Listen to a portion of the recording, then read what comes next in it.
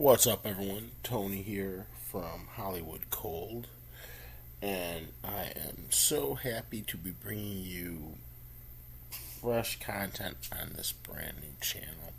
Now, Hollywood Cold is dedicated to cold cases from the state of California from yesteryear that remain unsolved despite years of publication and movies and TV and such.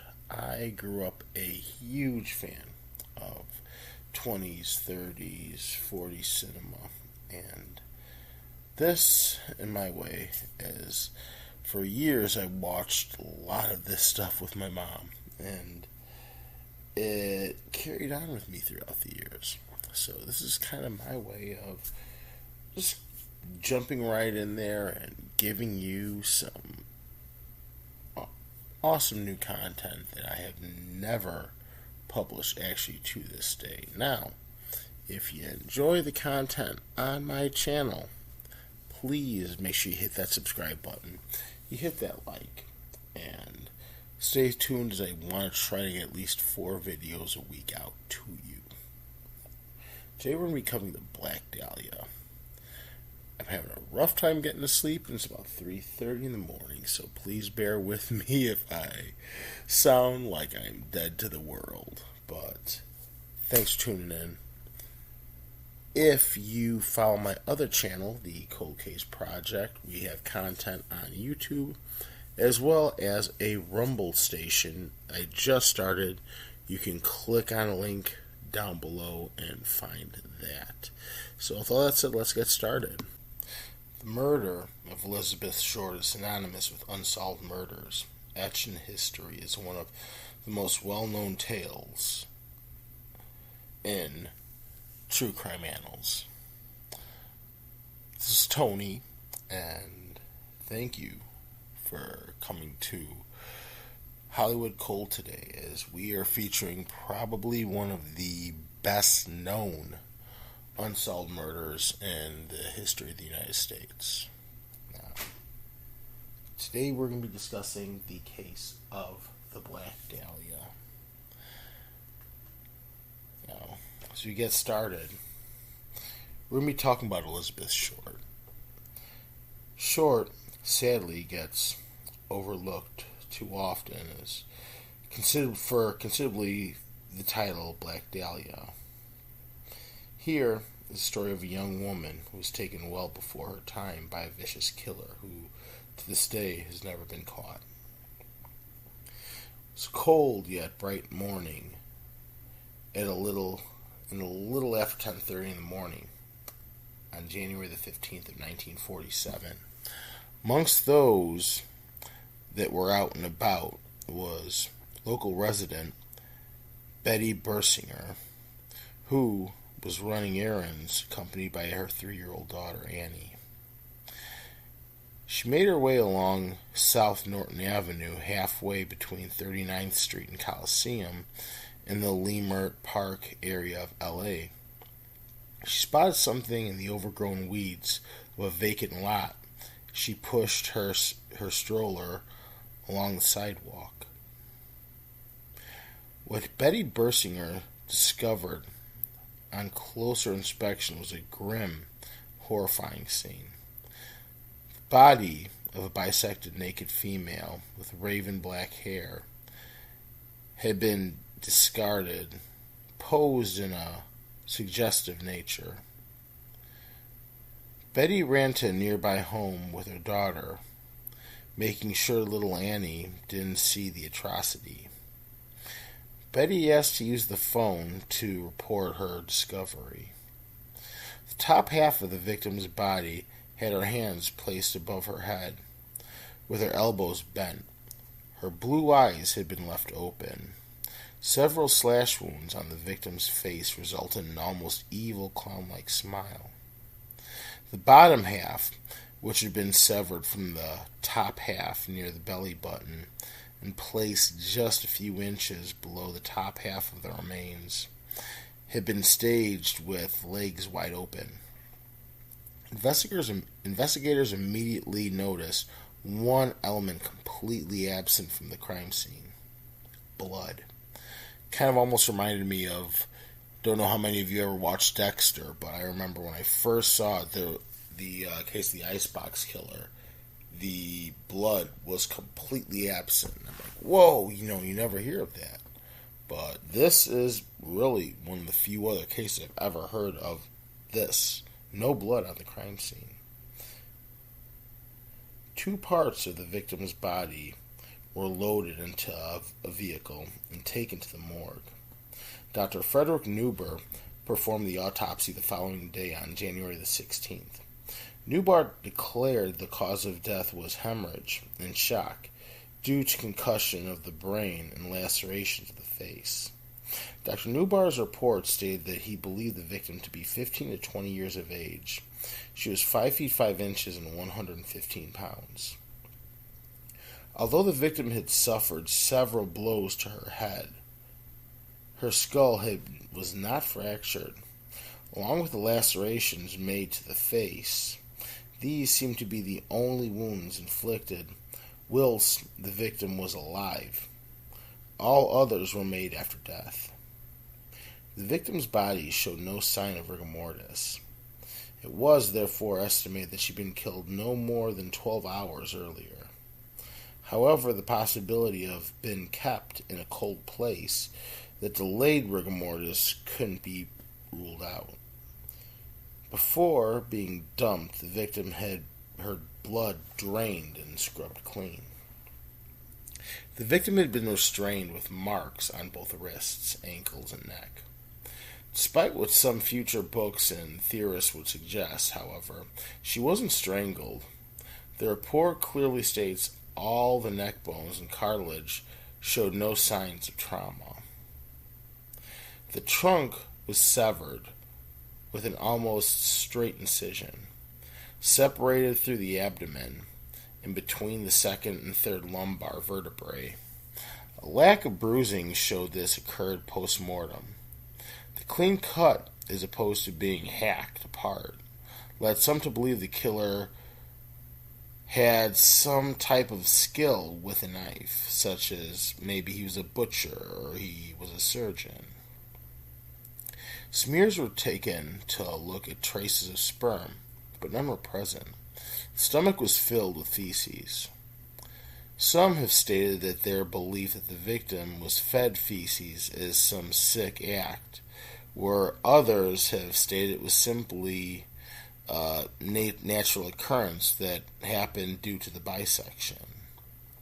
The report doesn't necessarily do so much, but it eliminates several myths around the case of the state of the victim's remains. All the victim's organs were present.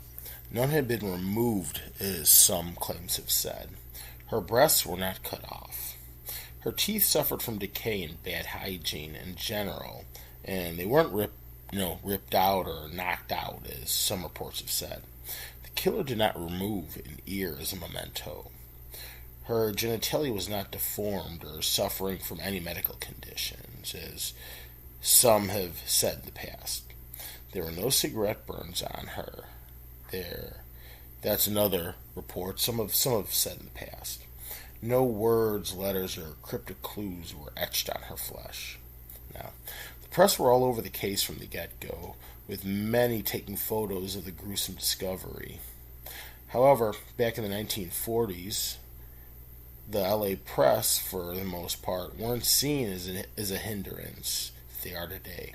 In fact, competition between several other cities' biggest newspapers often saw journalists leading their own investigations, which occasionally gave the police leads and details they may have never found themselves. They also happily worked with law enforcement, with exclusives usually given in return. In case of the unnamed victim, the press showed their worth and came to the aid of the investigation. The victim's fingerprints were, too, sent to the FBI in Washington, D.C. in hope of identification, but these were usually sent by airman and could take up to a week to arrive, with bad weather only risking the possibility of a further delay. the LA Examiner came up with the idea of sending the prints over the photo wire used by newspapers. The LA Examiner, this meant they would get an exclusive as part of their cooperation. The FBI collected the prints from the Hearst newspaper's office in Washington around 11 a.m. on January the 16th. Under an hour later, they had a name for the victim. She was 22-year-old Elizabeth Short. Now, a little bit about Elizabeth Short. She was born in 1924 in Massachusetts. Now, about a year before her death, around the summer of 1946, Elizabeth decided to come to California. This time, she had her heart set on breaking into Hollywood and becoming a star. Just like thousands of others, her break never came, and no acting credits ever have been found. Instead, Short resorted to pretty much drifting. In December of 1946, a woman by the name of Dorothy French took pity on a woman at the Aztec Theater in San Diego, where she worked. The woman was Elizabeth Short. She'd been loitering in the theater for several hours as if she had nowhere to go. Dorothy took Elizabeth back to her home she shared with her mother in Camino Piedra on the Pacific Beach. This would be where Elizabeth stayed until a little over a week before her body was found. While staying with the French family, Elizabeth did a few waitressing jobs, mainly spent her days sleeping and moping around. On the evenings, she would go out to nightclubs, picking up men who would give her drinks for the rest of the night before parting ways. Some theorize and have suggested that Elizabeth may have become a prostitute, but this has never been proven, and this is largely ignored in some areas. The more common perception has been she was merely a tease who used her looks and youth to get what she wanted. One of the men Elizabeth Short had met was a 25-year-old married man by the name of Robert Manley, also known by the name Red. Manley would be the last known person, other than the killer, to ever see Elizabeth alive. By the time 1947 rolled around, the French family were of the belief their guests had overstayed their welcome, and Elizabeth was asked to leave on January the 8th of 1947. She contacted Manley and asked him if he would come and pick her up. Manley did so, as she asked. Short and Manley spent the night at the nearby motel in Pacific Beach, San Diego, before driving up to LA the following day. Upon arrival, Manley helped Elizabeth with her cases, which he checked in at the bus station, before dropping her at the Biltmore Hotel, where Elizabeth had said she was going to meet her sister. Elizabeth asked Robert if he would ask for her sister, Virginia West, at reception, while she was going to powder her nose. At the reception, however, there was no one booked under the name Virginia West. Virginia really was Elizabeth's sister, though she would later said that she never arranged to meet Elizabeth that day. Robert waited for a while for Elizabeth to return. However, he started to get annoyed as 6:30 rolled around and she wasn't there. So he decided to leave and go back home to his family. Elizabeth Short was never seen alive again. Upon learning of Robert Manley, he understandably became a very early person of interest in the case. The press once more showed their worth, as they were the ones who identified the mysterious Red to be Robert Manley. Police followed the lead, and Manley was questioned by the police on January the 19th throughout the day. Manley admitted to knowing Elizabeth Short and spending a night with her in a motel on January the 8th, but he said that nothing happened between the two of them during the stay, and after leaving her at the Biltmore Hotel the next day, he spent the evening playing cards with his wife and some friends. After his alibi checked out, he also passed a polygraph test. Robert was then released with no charge. Just to note, Manley actually took 2 polygraph tests. The first was inconclusive. On tracing the movements of Elizabeth Short, it was discovered she was given the nickname the Black Dahlia amongst customers in a Long Island drugstore. She was given the name as a play on words to the film The Blue Dahlia, starring Veronica Lake, and because of her apparent penchant for wearing black clothing. Upon hearing of the nickname, the press soon moved away from calling the murder of Elizabeth Short the werewolf murder, and instead began recognizing it as the Black Dahlia murder. On January the 22nd, a week after the discovery of Elizabeth Short, a man called the editor of the LA Examiner, James Richardson, and made an audacious claim. The caller, who never gave a name, told Richardson, "Send you some of the things she had when she, shall we say, disappeared." 3 days later, the caller kept his word. A letter smeared with gasoline to remove any fingerprints was received. A note attached, written in letters cut from newspapers, read, "Here's Dahlia's belongings. Letter to follow." The package contained newspaper clippings about the death of Major Matthew Gordon, photographs, her birth certificate, the bus station check-in stub, and an address book. The address book bore the name Mark Hansen on its cover. The address book drew the most attention. Police had already questioned Mark Hansen a week prior during routine inquiries.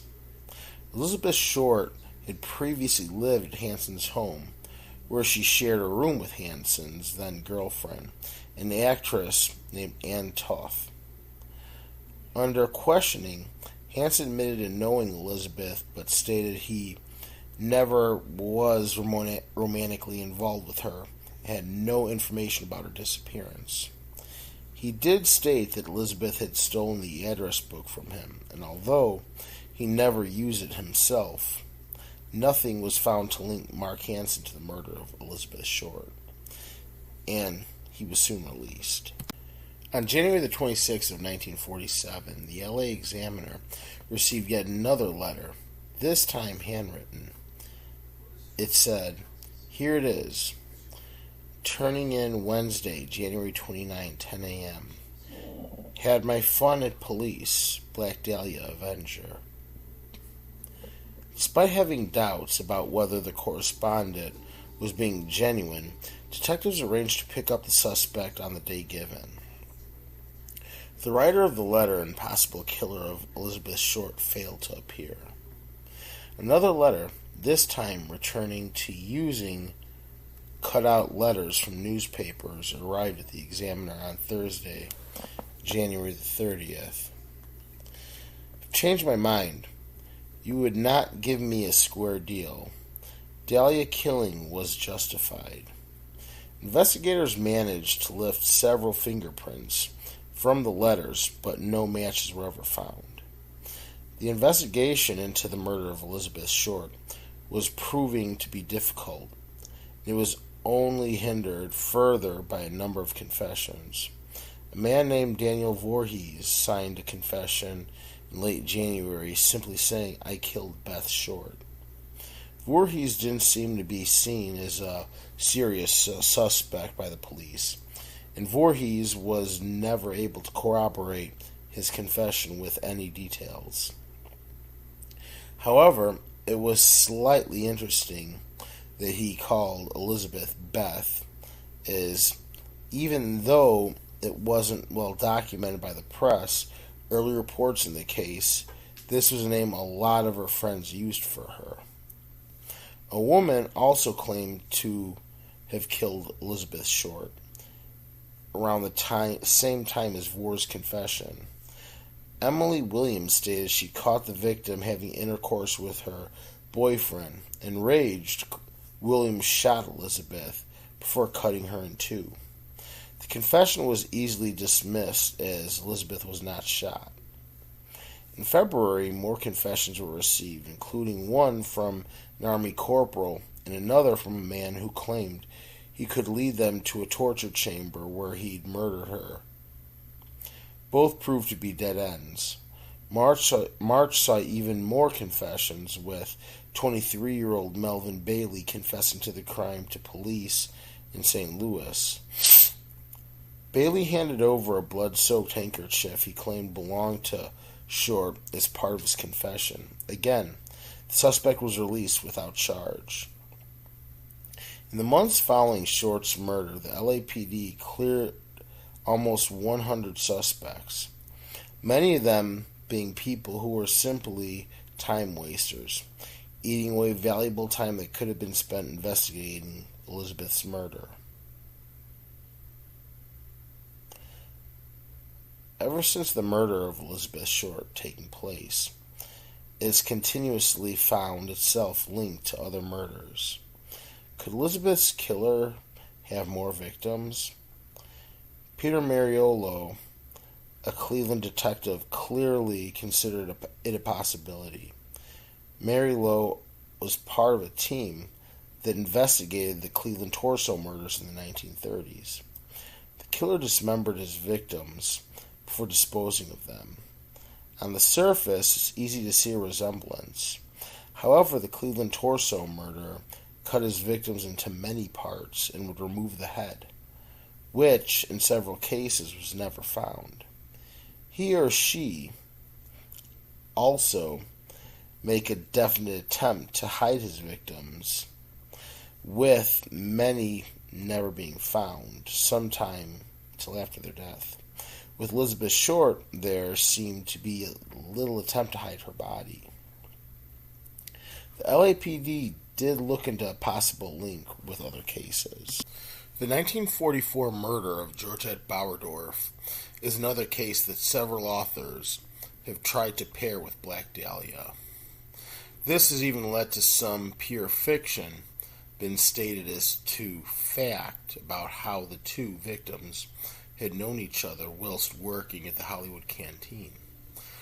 Let us not let the fact the Hollywood Canteen was closed and Georgette was already dead before Elizabeth Short arrived in L.A. get in the way of a good story. Besides, the murders themselves were very different. In fact, Georgette had been raped and then suffocated when a piece of fabric was shoved down her throat. Her body was found the following day in an overflowing bathtub in her apartment.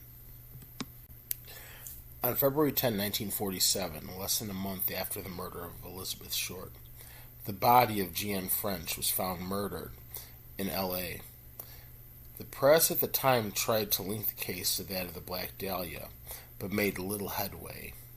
French was found with the message FUPD written on her body with her lipstick, a message which over the years has become frequently reported as "fuck you, BD," making any link seem even stronger. In truth, the murders were very different. French had her skull caved in by a blunt object before her attacker finished the job by stomping her to death. Apologies if I come off as I'm rambling. I'm trying to finish this video and we're almost at 4 a.m. Central Standard Time, and I just need to try to close this out. But in a nutshell, to close everything out, over the following decade, the LAPD and press alike continued to follow up leads, but it never led them any nearer to making an arrest. Several books on the Black Dahlia have been written over the years, and all have claimed to have solved the case, with theories ranging from the possible but unlikely to the outright insane. Despite what many books may claim to this day, over 70 years later, Elizabeth Short and her family sadly never got the justice they deserved. This case, still to this day, in 2023, remains yet another unsolved mystery for the books. Now, with all that said, we haven't really gone over the suspects in the case. this is definitely a video I plan on doing in the near future. And with that said, I do want to add in there that I want to thank you for tuning in. If you enjoy the content you hear on this channel, hit that subscribe button, as I want to really try to get fresh videos out to you as much as I possibly can. Hit that like button, leave me a comment down below, let me know your thoughts on the Black Dahlia case. And that about wraps up this video. So, lastly, thank you so much for tuning in. Tony from Hollywood Cold is out. Take care.